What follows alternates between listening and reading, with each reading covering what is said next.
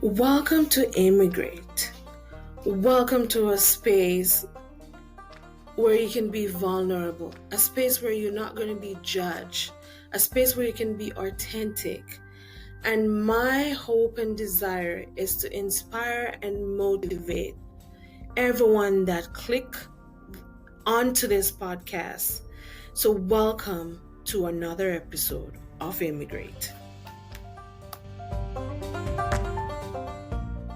Welcome to another great episode of Immigrate. I'm so excited for this guest. She's just a breath of fresh air. And Stephanie, welcome to Immigrate Podcast. Thank you. Thank you, Tasha. I'm so happy to be here. So yes, my name is Stephanie Jones, also known as Lila Calandra on social media. So I wear quite a few hats. I'm a minister, I'm a marriage and family therapist, and I'm a mindfulness life coach. And I have a counseling business called Selah Mindset, and it helps people kind of get their mindset together. Selah comes from the book of Psalms, allowing people to rest. It really, like, when you're seeing the song, it's beautiful, and it's a beautiful interlude, and then you say Selah because you're supposed to be in contemplative reflection of what you just heard. Selah is a lifestyle. It's like a refreshing, yes. Come on. It's a refreshing. Yes. You just heard this beautiful song. You just heard all these beautiful instruments. You have to chill for a second and say, wait, let me take in what I just heard. We apply that to our life too. We say, oh, I just went through all this stuff. Let me take a Selah and say, oh, let me just process everything. So that's what I've built my life around. And just a little bit of even why I'm interested in being on this podcast. I'm a school counselor for ELL students. And so as we get into the conversation, I've seen the ups and downs of immigrants trying to integrate into culture, trying to find their identity. So as soon as I saw you posted about your podcast, I knew I wanted to jump on. Again, thank you for having me. Can't wait to chat. So where are you from? You're from... Where are you from? So I'm from Boston, Massachusetts, but I'm currently residing in Johannesburg, South Africa. Ooh, look at you, girl. It's the reason why we started this, is to open conversation that is uncomfortable. Yeah. And to help immigrants like myself, when I moved to Canada, to immigrate into the system. So how do you see that impacts them? It has such a big impact. And I really wish more schools, not just in America, but everywhere, would really take that into consideration. Because when you are trying to, so I was in high school, right? I feel like high school is the place where you find your identity. If you're coming from a whole different place now, you don't know what your identity is anymore. How you were, let's say in Brazil, China, Singapore, the Congo, how you were there is not how you're going to be necessarily in America. So a lot of people do deal with that rejection. They try to overcompensate. I've seen two ends of the spectrum. Either people have fully rejected the American culture, will not speak any English, will not entertain any American artists, will stay around everyone who's from their own country, will only visit restaurants from, people who are from their country. But then I've seen the opposite end where you are literally split into two characters. When you're home, you are still who you are. If you're from China, you're still very Chinese. But when you get to school, you kind of drop that China act and you get very American. You might even try to change your accent. That creates a division in our brain where we don't even know who we are anymore. And so I've seen a lot of mental health issues come from that, where they're like, oh my gosh, I know I'm supposed to be this way, but I want to fit in. I don't want to be made fun of. Bullying and just trying to find identity, like it's a whole cyclone of things. And I wish schools would really emphasize and focus on that more so that our immigrant students can just integrate better. I don't mean assimilate. I don't mean forget who you are. I mean come in and you can have your culture, but learn the new culture in a safe way. You know what I mean? That's what I've seen a lot of. You touch on something that's so important because our brain moves from balance or very extreme. And that's what exactly. And sometimes I feel like I'm on the extreme ends of things sometimes. Yeah. So my background is Jamaican. Yes. But I married a Canadian. And sometimes I tend to go towards the Canadian culture. So because I don't know, you're a professional, you can tell me if this is right or wrong. But I think sometimes your trauma outright some things that you're like, I don't want that. I'm running as far as I can from it. And I did a couple episodes where I introduced all of these guests where we talk about how, and I kept saying it to every interview because I think the Lord wants, and I think the girls that, so you're just done with us. How does that really affect the person in terms of rejection? It really makes you feel like you don't fit in anywhere. And so those, especially in high school, when you feel like you don't fit in anywhere, you're going to do anything to fit in. You're going to wear clothes a certain way. You're going to try to talk a certain way. You might pick up some substances. You know what I mean? You might hang with a certain crowd that you wouldn't typically hang around with. I've also seen a lot of students who were extroverted in Brazil, in the Congo, in Ivory Coast. I've seen a lot of people who are extroverted there, but when they come to the States, when they come to another country, they're introverted, whether it's because they don't really know the language or it's just they're trying to find their footing. It's just like, I don't know who I am, so I'm just trying to figure it out. And if you don't find your circle quick, or if you don't find a safe space quick, you are liable to have anybody label you as anything. So the stereotype of you're always going to be like this, or I know how people from where you are from, you get put in a box quickly. And then people can shape your identity. That's what I've seen. If you don't identify yourself and say, okay, because I'm an immigrant now in South Africa, I'm an immigrant.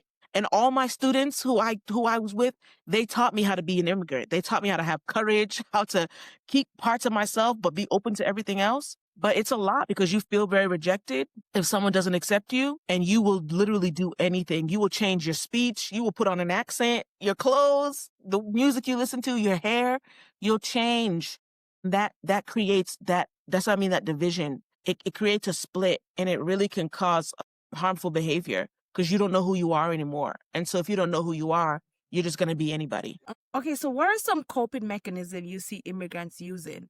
I have seen, as I was mentioning a little bit before, I have seen some, that I have interacted with, if a group of students that they want to hang out with, let's say they might be starting to use drugs, drink, hang out late, dress promiscuously.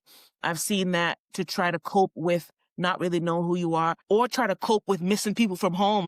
No problem. This is what I've seen. And this is what I've suggested. With the use of technology now, with Zoom, with whatever, with FaceTime, I have really suggested, so I'm going to start with the healthy coping mechanism. I have really suggested that people really schedule time on their calendar to really talk to people from home, because sometimes the people from home get forgotten about. It just happens. It's natural. You really can't keep up with everybody. But in order to cope with that, really, really be intentional about keeping a connection with a few people. If you can't keep connection with everybody, be intentional about 4 to 5 people that you're going to check in with. It's an anchor. It's an anchor to your home. So you don't feel like you're floating. Sometimes when you're an immigrant, you feel like you're just floating out. Like, I'm in a new space. I'm in a new place. I'm trying to find my identity. I'm trying to find where I fit in.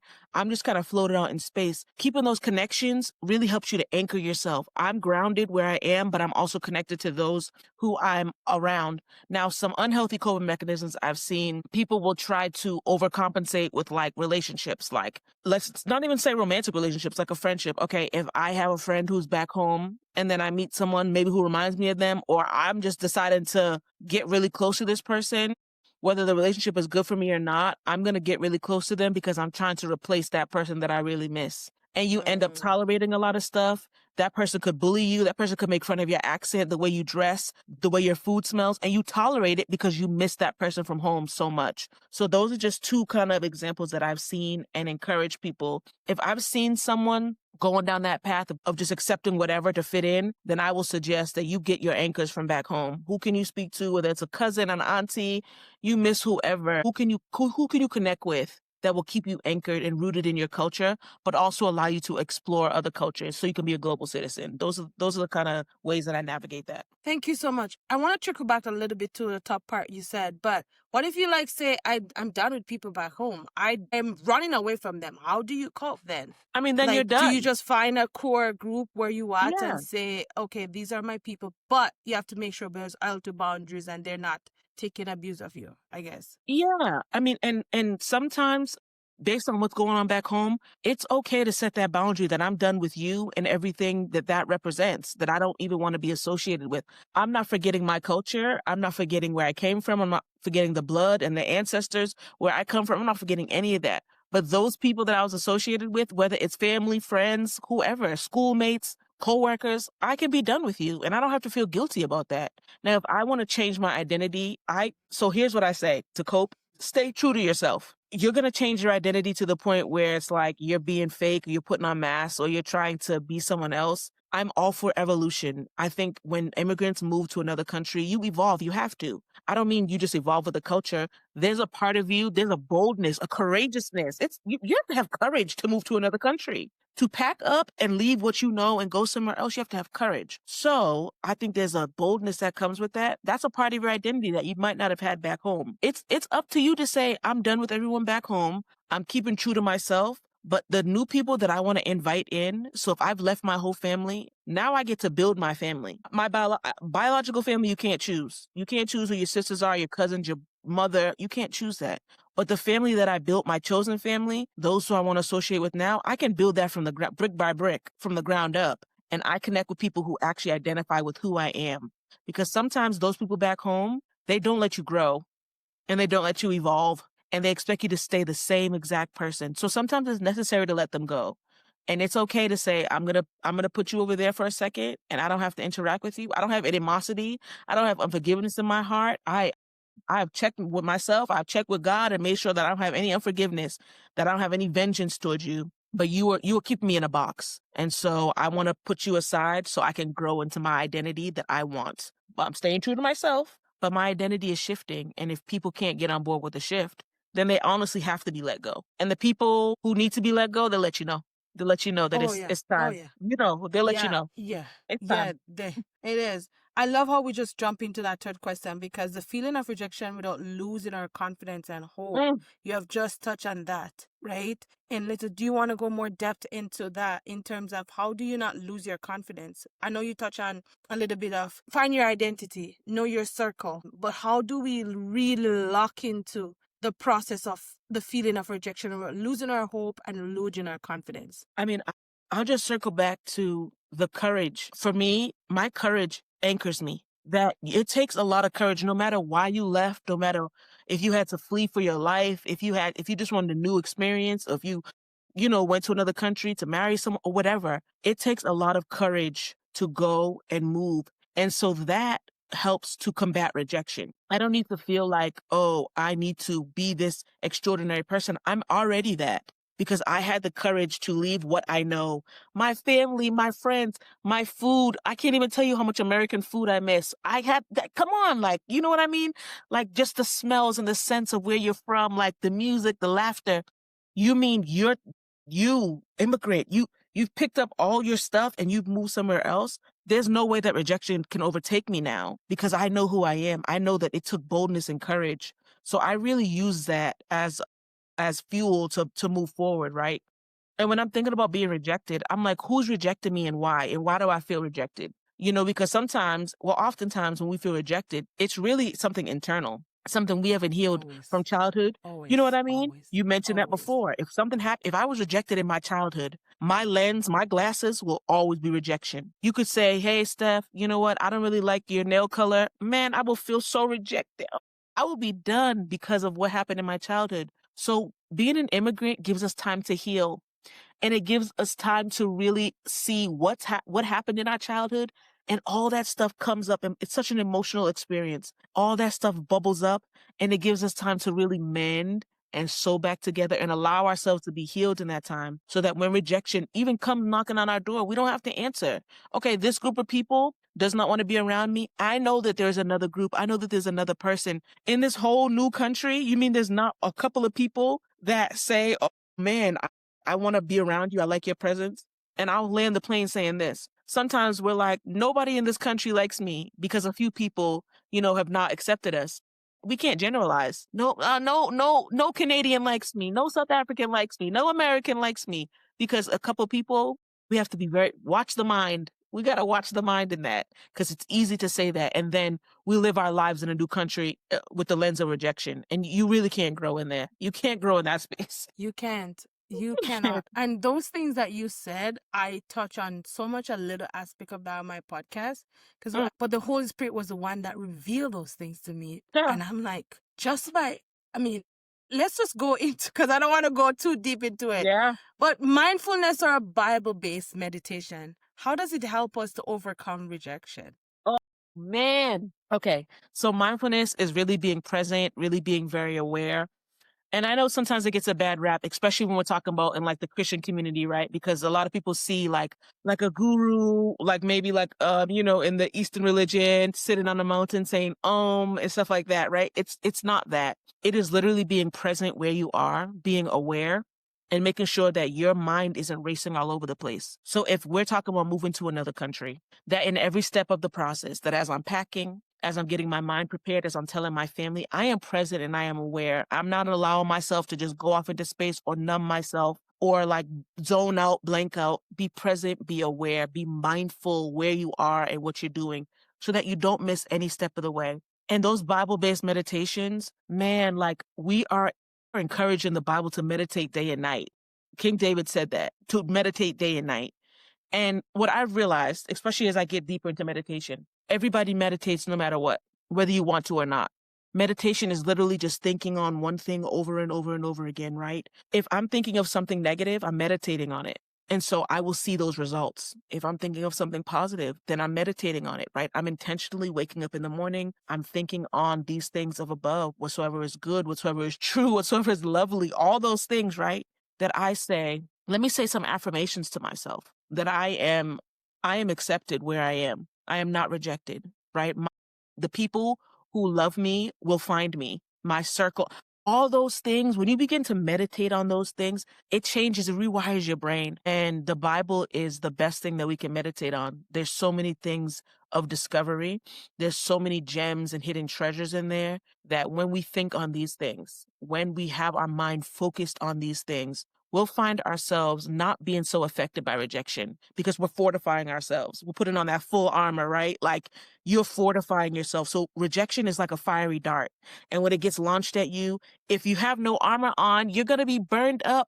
Utterly consumed. So when we are able to fortify ourselves with the word and we're repeating things and we're knowing that we're fearfully and wonderfully made and all this stuff, like the apple of God's eye, like all this beautiful stuff that we know, then we don't have to worry too much about rejection. And anyone who's experiencing that now, it is taking that time to find those core scriptures that are for you. What is your motto scripture? What is your life scripture? Meditate on those things that will help you to navigate being in a new country, in a new space, in a new place around new people, that you don't have to be afraid of being rejected, that I'm accepted just as I am. I don't have to change myself to fit in. I don't have to let my own boundaries go. I don't have to let or drop my morals. I don't have to let my integrity go to fit in. Like all those things, I say those things to myself because I need to remind myself. I had an old pastor. She said, it's acoustic intelligence. When you're speaking, that thing is coming right back on you. And so we have to speak into our atmosphere and not trying to sound all like woo, woo, woo. But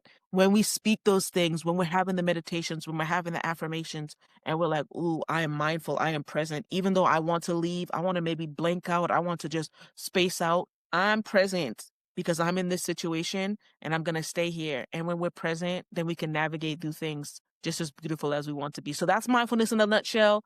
That's kind of how the biblical meditations work. And I'm a big believer in affirmations, speaking over ourselves and others. But sometimes we don't talk nicely to ourselves. We'll show everybody else love. Sweet. But then we'll call ourselves dumb and stupid. And no, we have to change that. We have to rewire our brains for that. So it's been a big learning lesson for sure. What advice would you give an immigrant facing rejection in a school or work or a community setting? What would you tell them? At first, I would ask, is the thing you feel you're being rejected from, is that something that you really want to be a part of? Sometimes we want to jump into certain things just to fit in, but it's really not who we are. So I think it's good for us to analyze, who do we feel is rejecting us? Really look into it. Why would that person be rejecting us? Because are they really rejecting us or is it us? I have to put the accountability back on us, right? That why would that person be rejecting us? Or are we feeling rejected because we might not feel like we're fitting in, right? Those are, because sometimes it's not them, it's us. Sometimes it's not them. It's us feeling rejected. We gotta be. It is so. Listen, I'm trying to keep my mouth shut, but it's so true. It's like it's not. It's so true. It's us, little things that we haven't worked on that. It always comes back. So that's what I would say.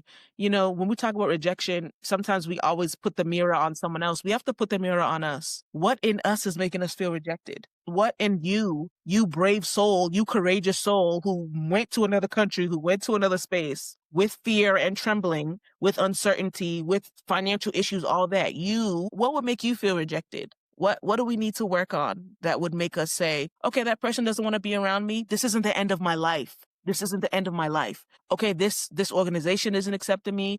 This club, when I was in high school with the high school kids, they'd be trying to talk to people. They're not interested in talking to them.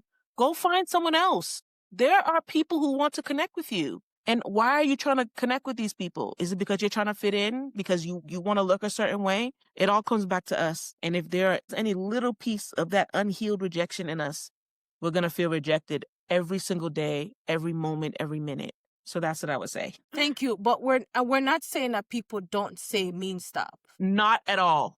Not at all. We're not Thank you for saying saying that. We're not saying that, Not at all. people, it's okay to people disrespecting us. We're not Not at saying that. all. But what we're saying is a lot of times when we are rejected, Mm. it's our own internal Mhm. battles that we are struggling with that Correct. we impart on someone. I'm like, why was I? As a lot of times, as I said, I know I said it off here, but I'll say here, I've been going through a lot of rejection. Yeah. And because I'm internalizing it a lot and Yep. saying, why am I so rejected by this? Because deep down, and again, he has a lot of science. It could be hormones, whatever. But Mhm. it's like deep down, why am I so rejected by this? Is it because, is it something that I need to work on? Not dispute. And then when I do that internal, okay, it is. But if someone is rude, they are flat out rude. They're And they're rude. like, yeah. But it's true. It's sometimes our own insecurities, and we have to work on that because we're showing up unprepared, unhealthy. Anyway, we can go into a list of things. We don't do self-care. All these things that ground us into All those who we things. are to Yep. make us whole. We're walking up with, anyway, like a battlefield every day. We don't It's true. share in some... It's a Yeah, go ahead. battlefield. I'm sorry. It's a battlefield. And I like that you made that distinction. We're not saying, people aren't doing rude things. They are. It's just, why are these things affecting us so much? That if someone's being rude, yeah, you can set your boundary, you can stick up for yourself and then move on. Yes, that's easier said than done. But sometimes when we deal with that rejection, someone will say something to us and we'll be thinking about that thing all day, all week, all month, 2 years from now, 3 years from now. And it really wastes our time. Time is a commodity. We can't ever get that back. Our energy, I'm big on protecting energy. I'm big on preserving that space where it's like, I don't want to use energy for this. If someone says something, if they reject us, they're not interested in hanging out with us, they say something rude,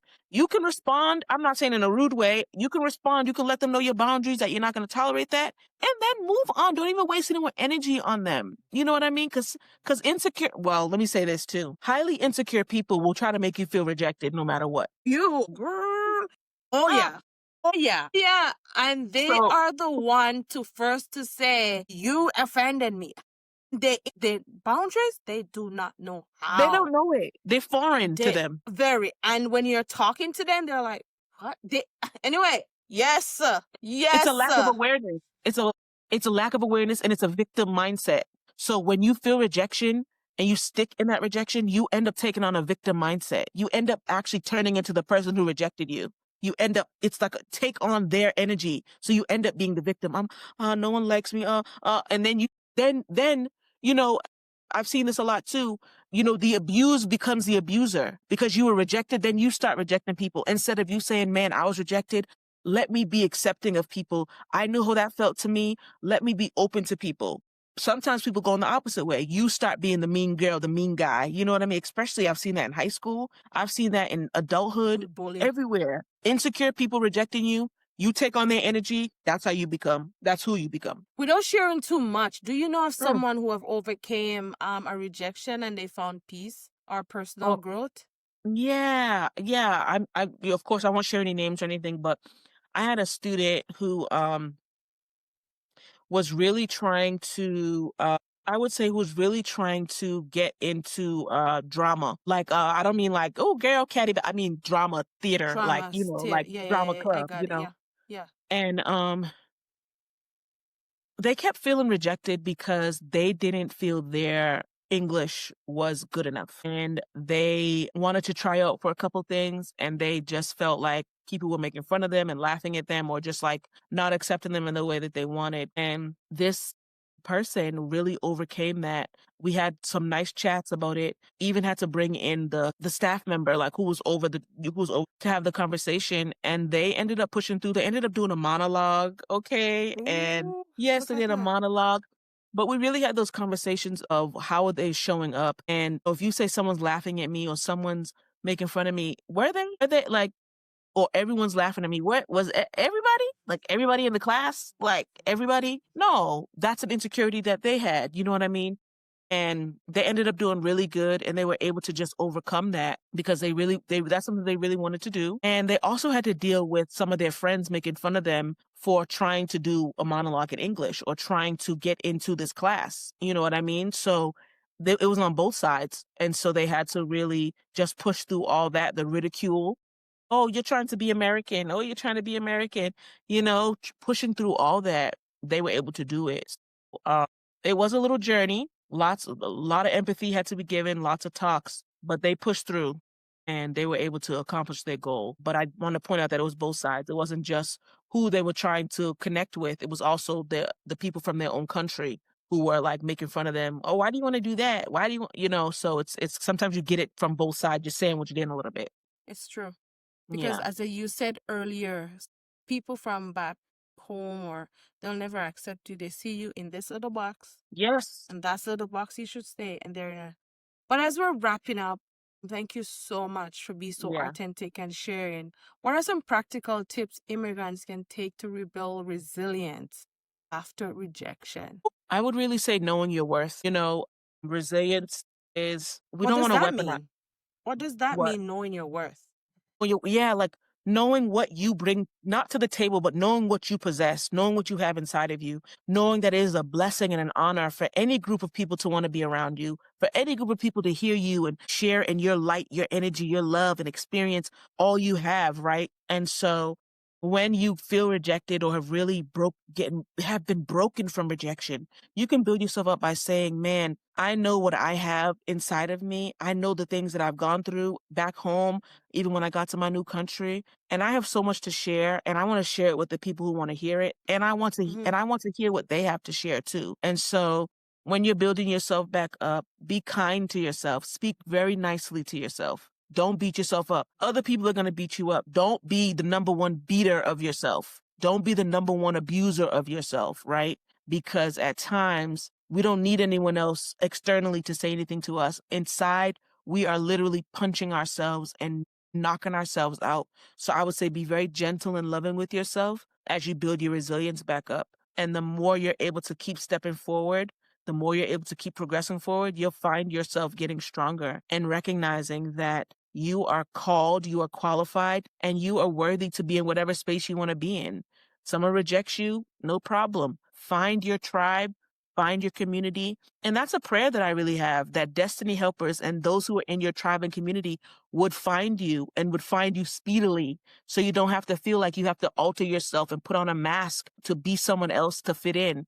Be your authentic self, build your resilience, build your strength and your stamina, stay true to yourself, and let your tribe find you. Those who know the treasure you are, the worth that you are, and will love you for that and will love you through that. That's what I would say in a nutshell. Yeah, thank you. It's so true. You have to, because for years I find myself dumbing down myself because I was like, but after after a couple years, and I realized that's not what God want me to do.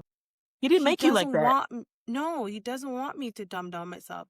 And he said, start this podcast to help people understand that your little secrets that you think you have in the closet, a lot of people are going through it. Come on. Like, and we can help each other. Yeah, I just posted something on my social media a couple of days ago about people used to say I'm loud. People used to say I'm too emotional. But I never knew those were gifts that God is allowing me to have. The gift of empathy. How many people talk about the gift of empathy? That is actually a gift. That is actually a gift that God gives people. How many people know the gift of discernment and the gift of help? That when you see someone who comes and who's come in your country, and that's why I wanted to touch on, because when you said that, it's like a lot of us dumb down our personality. Yes, we dumb down ourselves, not knowing that we're walking with gift that God, and for years people are like, I don't have a gift, I don't have a talent. But we have those things that we're dumbing down that God has placed on your heart. But how do we cherish them? And I'm sorry, just you saying that is triggering my mind, because when we dumb down our gifts, and when we're moving to a new country in a new space, those gifts that we have, that region, that atmosphere, they need those gifts. So if we're dumbing those gifts down, then we're not giving those gifts to where we need to. Could it be that we were placed there by God to give those gifts to a region that doesn't have it, to a space that doesn't have it? Right? It's the gift of the talent. Let's talk Bible. The gift of the talent. When God gave those, I know you have to go, but I mean, it's not like I don't. It was the gift of the talent, right? It's like when God gave these talents, well, not God, but this when the king gave out the talent, and that one person who buried it. I look at myself for like, God, I've been burying my gift for years. What did he do? He took it from that person and gave it to someone else. Gave it to the one who had the most and was doing the most. I mean, we have so to many really people look at walking around with so many gifts and talents because they're walking with people's other gifts. I said that to a friend the other day. I said, God's going to take your gift away if you don't use it. And sometimes we covet other people's gifts. Like, I see them having that gift. I want that gift. Not knowing that it's not yours. And you have to have a grace. When you talk about discernment, do you know the hell you have to go through to have the gift of discernment? The heartbreak you have to go through to be discerning. How many times you have to have your heart broken to say, oh, now I understand that I feel myself getting emotional, because it's like when you have those gifts, you have to go through the fire to get those. Don't covet anyone else's gifts. If you want them, pray for them. Pray to God that you get those gifts. Don't look at someone's gift and say, oh, I want that. Do you know what's behind that gift and what that gift is really for? Because when you move to a new region, you move to a new space, your gifts come with you, right? We're not supposed to be burying them. We're supposed to be letting them out, letting them shine. And those gifts will make room for us. That's how we'll make our money. That's how we'll flourish. That's how we'll come before great men. That's what the word says. Your gifts will make room for you and bring you before kings and great men. If you bury those gifts, I'm not saying you have to stay small, but you'll miss doors and opportunities that might never come back around. So that just triggered my mind when you said that. Like, ooh. We are walking in space. I mentioned this on I started out in my podcast like that. Yeah. This is all about the building block. When we feel rejected, and you just triggered something in my thought too, we are walking in space that God didn't tell us to. He didn't tell us to. He didn't tell us. We are doing things that God didn't tell us to. So how is it that you're going to say, I want that gift? I don't want it. It's not mine. In 1 Corinthians 10 verse 13, he says, he will give you a way of escape. And anything you go through, he will bear. So when you talk about we go through trials and tribulation, I don't want to start preaching now, but when we go through trials and tribulation, is because it's a shaping of who God wants us to be. I cannot envy someone. Yeah, I cannot envy someone for what they have. I literally pray for them. I'm like, that's yours to carry. It's not mine. We have to be cautious of that. You know, I have the gift of prophecy. Don't covet that gift, because it comes with nightmares and no sleep. And it comes with being disrupted. And no matter what I'm typing, I have to be available. Like, no one should covet those gifts. And the beautiful thing about it is, you know, when you learn that those gifts are what's going to carve your path, then you begin to appreciate them. Because when we feel rejected, we reject the gifts too. We reject those gifts, and gifts come without repentance. You know what I mean? They're given to everybody. And then we have to turn them back over. We have to turn them back over to God's. Yeah. You know, like if you're ashamed of your gift, that's one thing, but to bury your gift is a whole different thing.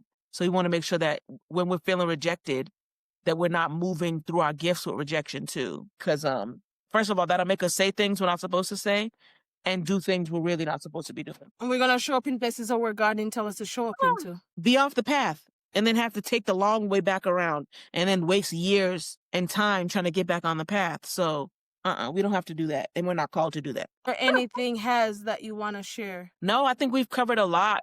Thank you for this podcast, right? For having a space for immigrants to share and talk about these real things. We don't really talk about them a lot.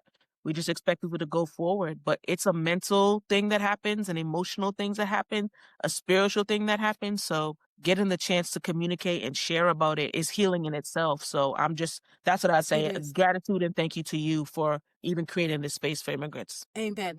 Amen. Yes. And it's so important for us to have these conversations. So thank you for just spending the time. And I know you're busy and you take a time to just be on here. I really appreciate it. And my listeners will appreciate it with this conversation, because I have this conversation a lot with my girlfriends. And to know that I can have it with, I'm not saying a stranger, but that we have never met in person. Right. And we connect so well, and knowing that the things that I've been saying, the way you have feel, you're not, let's just put it out there. Right.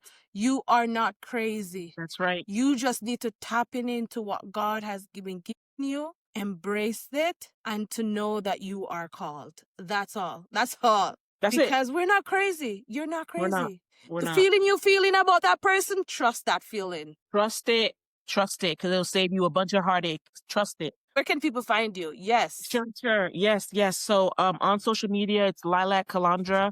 That's Lilac, like the color, and then Calandra, Calandra. That's me on Instagram, Facebook, TikTok. I'm not on TikTok a lot, but I'm on there a little bit. And yeah, that's you can find me. And then I also share posts from Salem Mindset Counseling Collective. Just some mindfulness things, just some encouragement and reminders to breathe as we go through this crazy life that's getting crazier. So I'd love to connect with you and chat with you, and I'll make sure to provide my links to you too, so you can share them out with anyone who wants to connect. I'm happy to chat. I will definitely go find you too on Instagram and follow you. So thank you again. Yes, thank you.